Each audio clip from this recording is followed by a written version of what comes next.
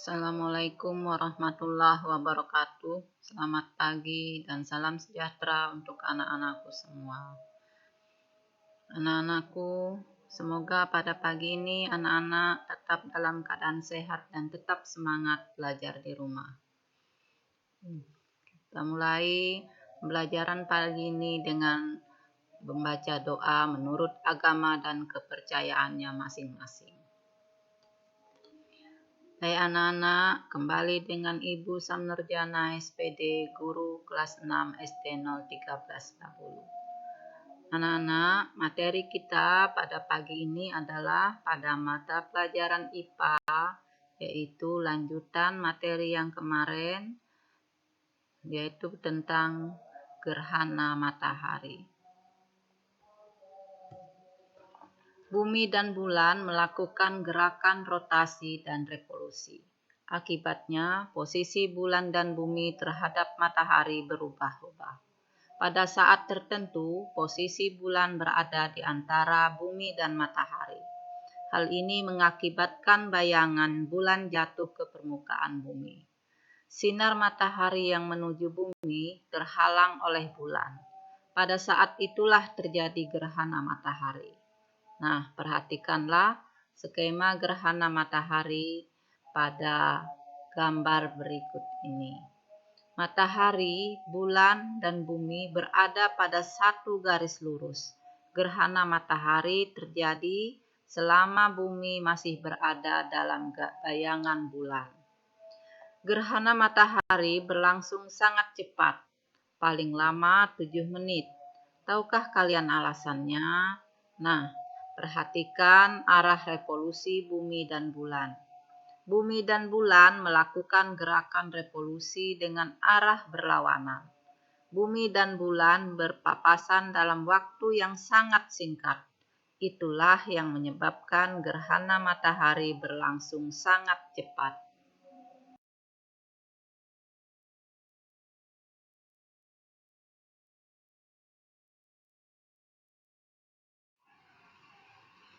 Nah, anak-anak bisa anak-anak lihat pada gambar ya peristiwa terjadinya gerhana matahari. Gerhana matahari ya terjadi jika matahari, bulan, dan bumi terjadi seperti pada gambar tersebut. Gerhana matahari terjadi hanya saat bulan mati. Namun, tidak setiap bulan mati terjadi gerhana matahari. Gerhana matahari dapat terjadi sekali atau beberapa kali dalam setahun. Gerhana matahari ada 3 macam, yaitu gerhana matahari total, sebagian, dan cincin. Gerhana matahari total terjadi pada saat permukaan bumi yang berada dalam umbra bulan. Pada bagian itu, sinar matahari tertutup sepenuhnya. Bagian bumi yang terkena gerhana ini menjadi gelap gulita. Gerhana matahari sebagian terjadi pada permukaan bumi yang berada dalam penumbra bulan. Sinar matahari tertutup sebagian. Gerhana matahari cincin terjadi jika bayangan bulan tidak cukup menutupi sinar matahari. Matahari masih bersinar di sekeliling bayangan bulan. Gerhana matahari ini terjadi pada saat bulan berada pada jarak terjauh dari bumi.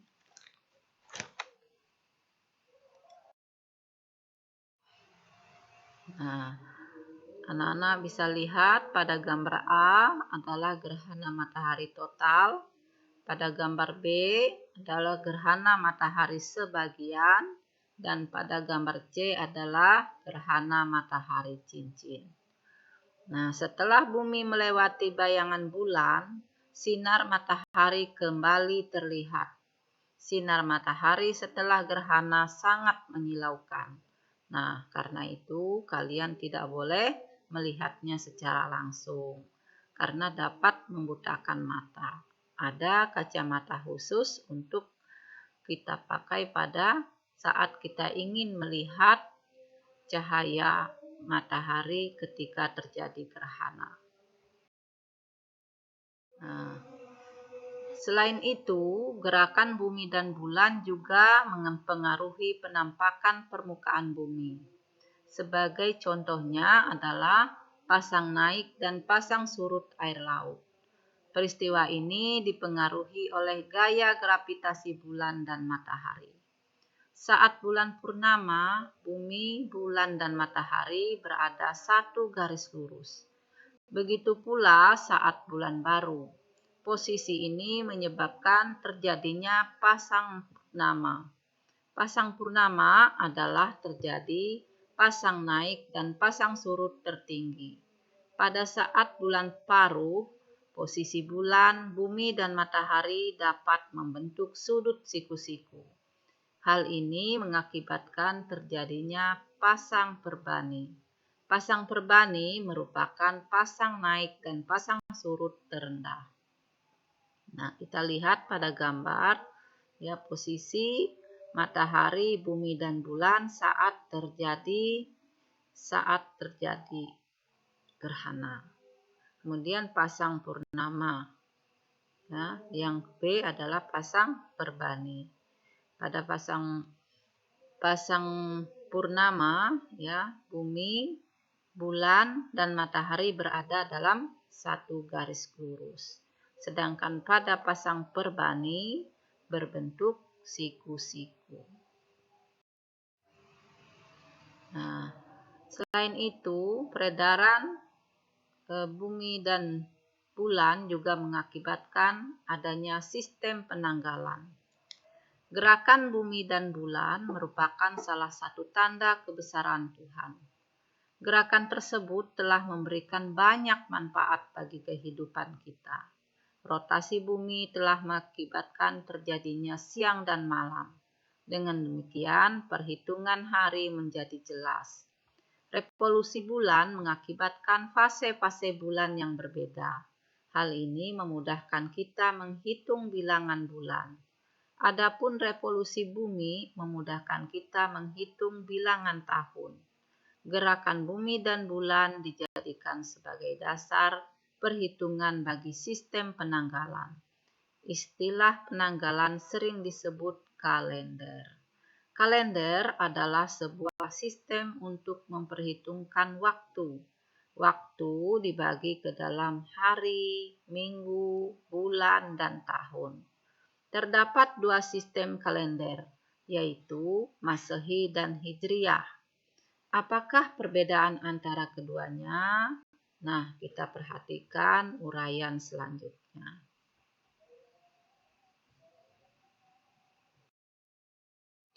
1. Kalender Masehi. Kalender Masehi dihitung berdasarkan peredaran bumi mengelilingi matahari. 1 tahun dalam kalender Masehi adalah lamanya bumi mengelilingi matahari, yaitu 365 hari, 5 jam, 48 menit, 46 detik, atau 365 seperempat hari. 4 kali seperempat hari digabung menjadi 1 hari. Oleh karena itu, setiap 4 tahun sekali dalam 1 tahun ada 366 hari.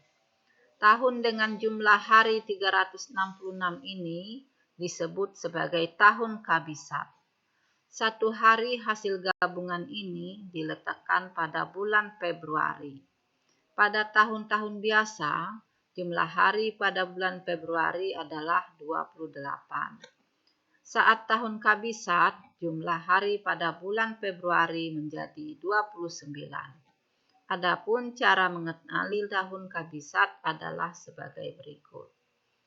A. Tahun kabisat adalah tahun yang angkanya habis dibagi 4. Misalnya, tahun 2004, 2008, 2012, dan seterusnya. B. Khusus untuk pergantian abad, angka tahun kelipatan 100. Tahun kabisat adalah tahun yang angkanya habis dibagi 400. Misalnya, tahun 1600, 2000, 2400, dan seterusnya. Pada kalender Masehi, penentuan awal hari dimulai sejak tengah malam.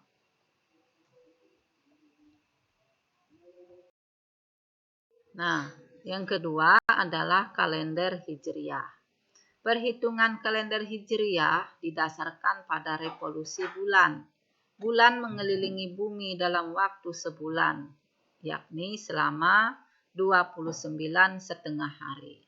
Karena dalam satu tahun ada 12 bulan, maka jumlah hari dalam satu tahun adalah 29,5 hari. Dikalikan 12. Hasilnya adalah 354 hari. Jadi, satu tahun dalam kalender Hijriah ada 354 hari. Angka setengah digabungkan sehingga jumlah hari pada bulan-bulan Hijriah adalah 29 dan 30 hari. Penentuan awal hari dalam kalender Hijriah dihitung sejak tenggelamnya matahari. Seperti halnya kalender Masehi, pada kalender Hijriah pun terdapat tahun Kabisat. Dinamakan tahun Kabisat apabila dalam satu tahun terdapat 355 hari. Satu hari tambahan diletakkan pada bulan Zulhijjah. Dalam periode 30 tahun, kalender Hijriah mengalami 11 kali tahun Kabisat. Nah, untuk anak-anak ketahui, kalender Hijriah dihitung sejak peristiwa hijrahnya Nabi Muhammad SAW. Nabi Muhammad SAW dan kaum muslimin hijrah dari Mekah ke Madinah. Kalender ini mulai diperkenalkan pada masa pemerintahan Khalifah Umar bin Khattab.